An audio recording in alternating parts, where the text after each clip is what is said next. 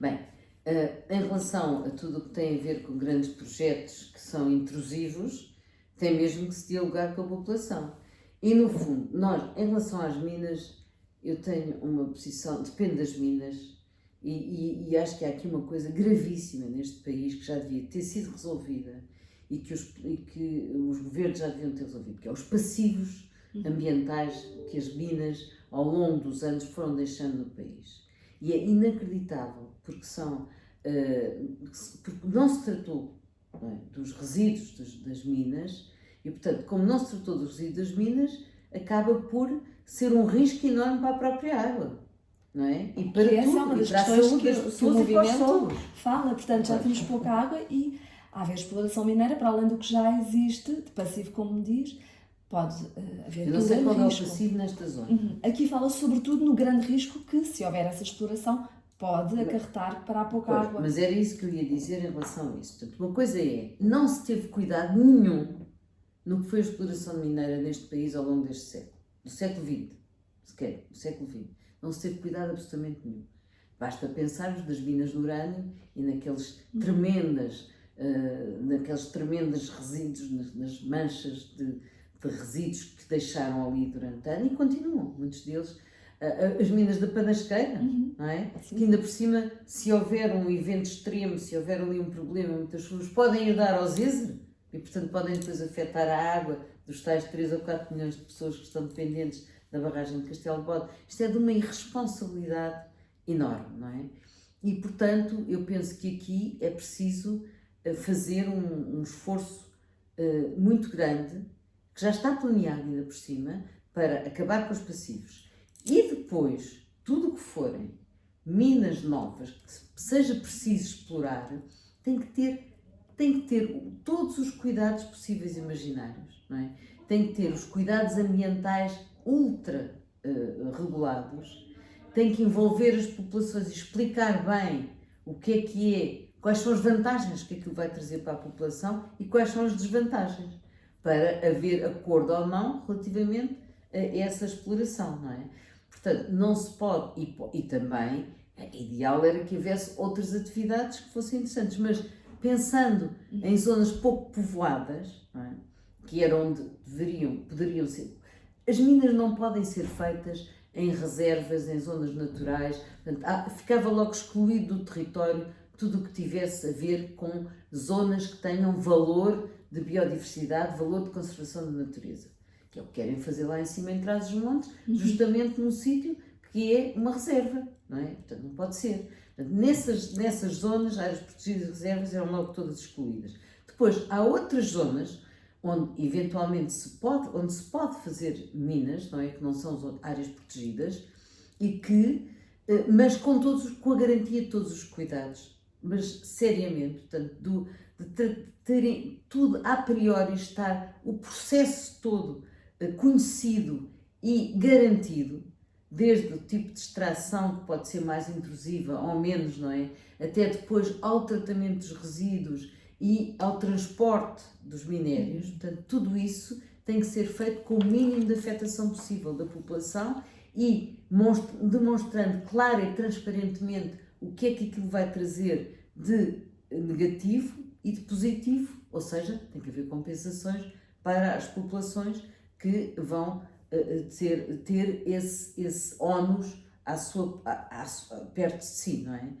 Mas há zonas, por exemplo, eu tenho falado muito nisso, quer dizer, o que acontece em Portugal é que está-se à espera que cheguem os empresários e digam, quero explorar ali, quando deveria ser o contrário, deveria ser o Instituto, o Laboratório Nacional de Engenharia e Geologia, faz um mapeamento que já sabe perfeitamente onde é que há lítio, que é uma das matérias que está agora na ordem do dia para ser explorada, e outras, onde é que há, e depois ser ele que decide, aqui sim, aqui não vive gente, pode ser, imagina o Pinhal Interior, há zonas de lítio no Pinhal Interior, onde até são zonas bastante despovoadas, fazer aí, e mesmo assim com todos os cuidados, para não haver externalidades e não haver os passivos ambientais que as minas têm deixado no nosso país, não é?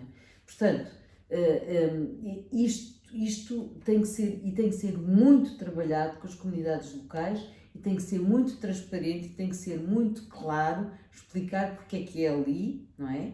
E qual é o potencial daquilo e quais são as garantias que as pessoas têm de que não vão sofrer com os impactos daquela mina e depois também algumas compensações que tem que haver, não é?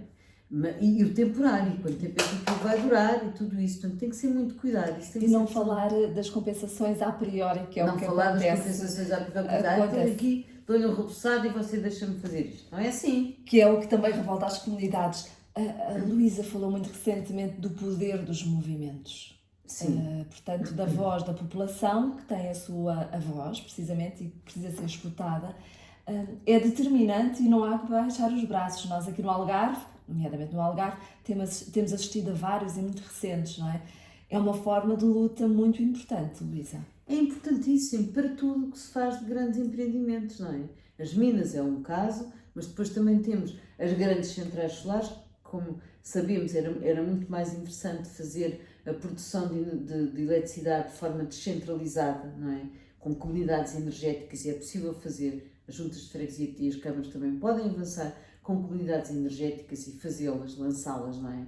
Porque isso beneficia muito a população e também não cria aquelas extensões vastíssimas que têm grande impacto na paisagem, além de essas centrais solares deverem ser aquilo que se chama hoje agrosolar, portanto com inclinados e não horizontalmente implantados no território, e portanto é importantíssimo para isso, é importantíssimo para os grandes projetos de imobiliário que este país tem, não é? E que está sempre a investir neles e que não são praticamente discutidos com a população, nem são muitas vezes até sem nenhuma transparência, aprovam-se estes projetos que depois vão prejudicar as populações e vão prejudicar zonas como a Ria Formosa, que é uma riqueza absolutamente fundamental no país e na Europa. E, portanto, tem tanta importância que não se pode estar a intervir na Ria Formosa desta maneira, não é? Com esta ideia que agora há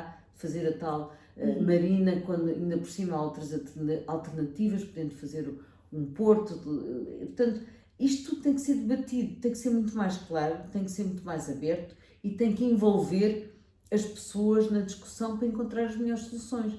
E é possível, através do diálogo e através do confronto de ideias e da abertura, portanto, a transparência do que é que está em causa, o que é que são os prós e os contras, as vantagens e as desvantagens, é possível chegar a consenso e é possível avançar com determinado tipo de obras, com outras não é? Porque são de tal maneira lesivas que as pessoas não aceitam. Mas isso tem que mudar neste país, não é? Tem que haver muito mais participação, muito mais antecipação no conhecimento dos projetos e não só quando eles já estão à beira de ser feitos. E as minas claramente apontam nesse sentido. Muito obrigada. Obrigado, eu. Foi um prazer estar aqui nesta conversa consigo.